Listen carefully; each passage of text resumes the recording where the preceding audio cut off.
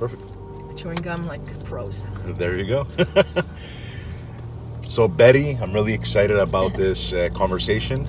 Thank you for your time. Nice to meet you, by the way. Oh my God, I'm so excited about this. I heard great things about you. So tell us more. What do you do? Well, right now, I'm the president or founder of Skateboards for Hope. Okay. So it's a small little charity that's been collecting, recycling skateboards. I don't take new ones and give them away. I actually take old ones. I fix them up. We get them painted in schools. Okay. We create all kinds of programs, leadership programs too. Mm-hmm. And then we donate them to kids that have zero access to skateboarding. And it started out in Cuba. Gave one skateboard to one kid. Promised him I'd bring him back. I went to Cuba with my kids on vacation for actually over 2 months. Mm-hmm. And we rented a place in Buena Vista. Buena Vista? Yes, which is about 20 minutes from Havana, downtown. Sort of like going to Laval. Okay. And I don't know, I took the skateboard out. My kids were out playing with other Cuban kids at the beach. And I decided to go discover the neighborhood. And I see a bunch of kids playing baseball, of course, the national sport of Cuba. Of course. And they're like looking at me, just shredding. I'm not doing anything except coasting or trying on their very potholed roads, same as Montreal. And with better weather. Yes. Oh my God. Yes. I miss Cuba actually. It's been a while. I've been there 4 times so far. Gotta go back. I try to go back every year. And what happened was I decided to show these kids how to use a skateboard, and there was one in particular. And after 3 hours, I realized he was way better than me. I don't know how that happened. That's how much I suck. And I gave him the skateboard, but I asked him, how many friends do you have? And he says, and he starts counting them, and he's like 15. And I said, okay, I'm going to bring a skateboard to each one, but you have to promise me that you're going to teach them how to skateboard so that by the time I come back, they'll all know how to skateboard. Okay. I don't know why I did that, because I had no idea how I was going to do that. And that's pretty much how this foundation has happened. It's like opportunities arise. That was 15 years ago. 15 years ago. Okay. And I'm still doing it. I like that. But it's 15 times bigger, right? Yes. Well, yeah, now we're all over the world. We've got programs in schools. You're in a documentary as well? Oh my God, yeah. Many documentaries, actually. Oh. We had Vice, we had Radio Canada, where they used my name, Esperanza de Cuba. Nice. Isn't that cool? Yeah. They actually brought us down in July with one of my little ambassadors named Max, okay, who collected 35 skateboards on his own. 10 years old, middle child, skateboarder, but super reserved. And all of a sudden there's a whole new Max coming out, confident, perseverant, right, social, learning more about himself. Oh yeah. So that's pretty much what skateboarding does, because you could do it by yourself, but when you're in a group setting, you're sort of like helping each other out. Yeah. And these are natural skills you're going to need when you get older. Mm-hmm. So skateboarding for me is like a tool, of education. Do you skateboard? I used to skateboard up until a couple of years ago, but to be honest with you, getting old, putting on weight, and my back doesn't like it as much. But I'll just shred. I can get on a skateboard and go down a very slick road. That's pretty much it. Or use a scooter, the line. Oh no, never. I'm anti-scooter. Okay. Sorry, scooters. So Betty, let's talk about the TEDx talk. Oh my God. You know how that happened? That was really weird. I was in a networking situation. I don't remember exactly where. And there was this woman. She comes up to me. She goes, "Hey, are you Skateboards for Hope?" And I was like, "Yeah." And I had never seen her in my life. Apparently, her daughter knew who I talked about my foundation, because the school where she went to raised money for us. Okay. So schools do that. They'll raise money. They'll do $2 Friday days or no dress or dress up days. I don't know. They have all kinds of weird things happening. And she said, in 2 weeks we have a TED Talk, and we're missing. Just so happens you're there. And I'm like, what? In 2 weeks, a TED Talk? And TED, it's very serious. It's not, you're not just talking about yourself or anything, or, you know, whatever. It's educational. It has to be inspiring, and it has to be for everyone. And I was like, skateboards, I hope it's not for everyone. I don't think so. Apparently it is, because in less than 2 weeks, I did a 9-minute talk. I wrote it all by myself. I'm very proud of it. It was very structured, unlike me. And I gave that talk, and that talk was just based on real facts about Cuba, about my godmother, about my kids, about how skateboarding breaks the cycle of poverty. Because giving Yohani that first skateboard, and now he's an entrepreneur, a filmmaker. He gives tours to tourists that come in from the outside, film groups. Actually, a film group going in January from TV5 contacted me yesterday only. Wow. There's documentaries all over on the world, and he gets paid, and he gets he can provide for his family, and I think that's the whole point of skateboards. And where you're born? Sorry, let me ask you a question. Are you born in Montreal? Yeah. I'm a Montrealer. I'm actually from up north. Okay. Saint Adolphe de Howard. Okay, wow. Yeah. And Saint Sauveur. Yeah. And my kids were born there too, in Saint Sauveur. Okay. And but I've been in Montreal 25 years now? 25. Yeah. So I'm a Montrealer. Go downtown Habs. Montrealer. Go Habs, go. Go Habs, go. Are you crazy? Of course. There we go. Yeah, I'm definitely a Go Habs, Beautiful. Even when they're not doing well. I'm there. So let's talk about giving back. In your opinion, how important is to give back? First of all, giving back doesn't have to amount to something very grandiose like what I do. Spending all my time helping kids all over the world. And you do this full time? Not really. I'm actually looking for work. Okay. I like looking for work, eh? But I do this. It's a passion of mine. Of course, one day I would like it to be profitable. I'm looking for partners in that too. But what I really, really think is important about giving back is to start actually with giving to your family, your friends. I think we have to practice that more. We don't do it often enough. It's very conditional to how we feel.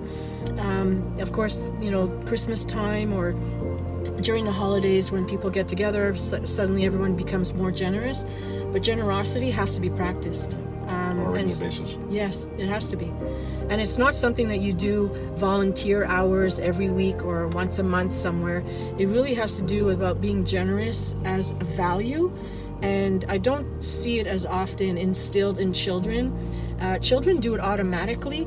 When they're in a group setting, they'll share their sandwich at school. They'll do something. The girls will share clothes, which they still do today. But and boys will do it during in team settings, especially in sports. They'll help each other. I think it has to be something that you can believe in. It doesn't have to be one thing or another. It could be something as simple as giving your time to somebody, having coffee with them. But I think it's important. I think it's a healthy thing to do. Just like the Nick and Jimmy show, right? Yeah. We're giving content. Yes. Of course you are. And you're driving me around the city. By the way, I don't drive, so this is like a real plus. I like this. Can you drive me home? I'll send you the invoice. No. You have to make a donation first. Okay, let's do it. What's your vision in the next 5-10 years?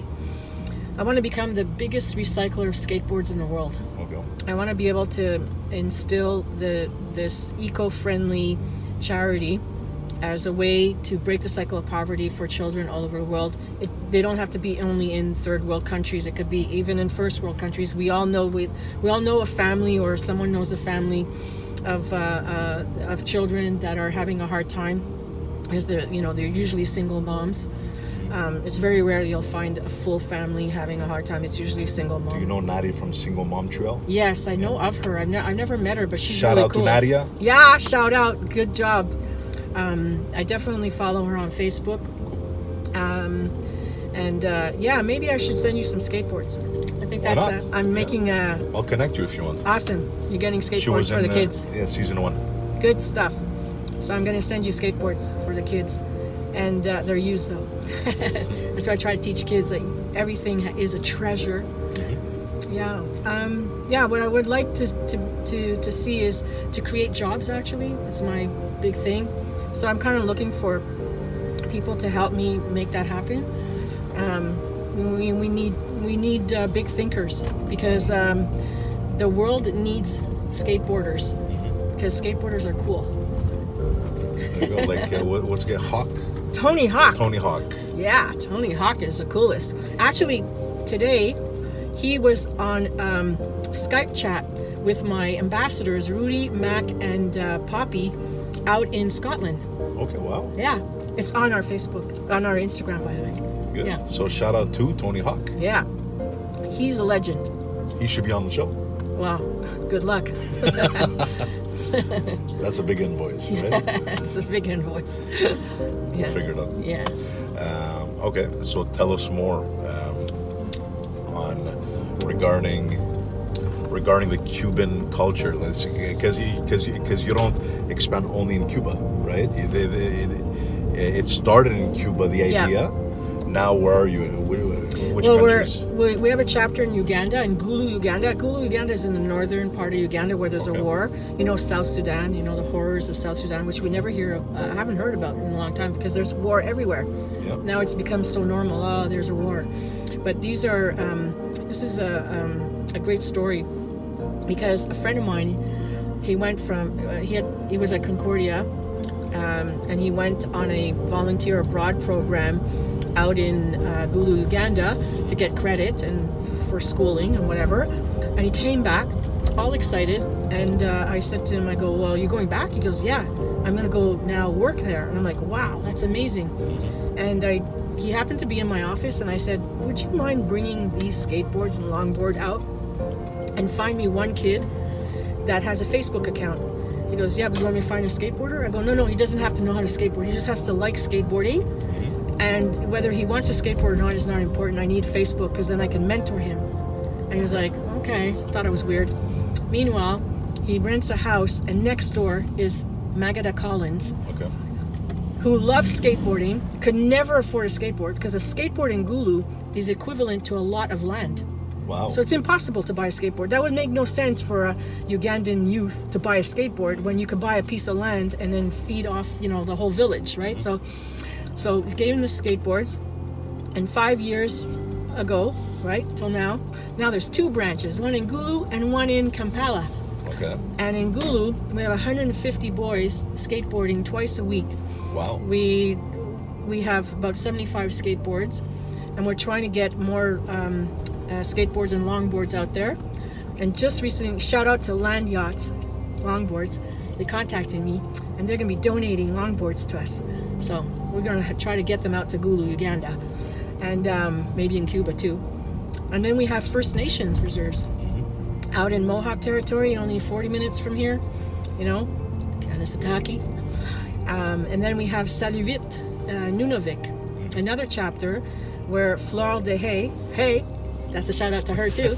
And so Saluit is where there's kids, unfortunately, living in dire poverty, you know, boiling water, systemic violence and abuse, suicide. And so I gave a dozen skateboards in July, and now there's this great program going, and it's actually put, you know, the village into a very different mode. Now they all want to skateboard. So there's something to look forward to for these kids. They get to skateboard, they get to paint them, and they get to be part of something outside of themselves. So they're part of this whole Skateboards for Hope family, and we're going to be sending them stuff too.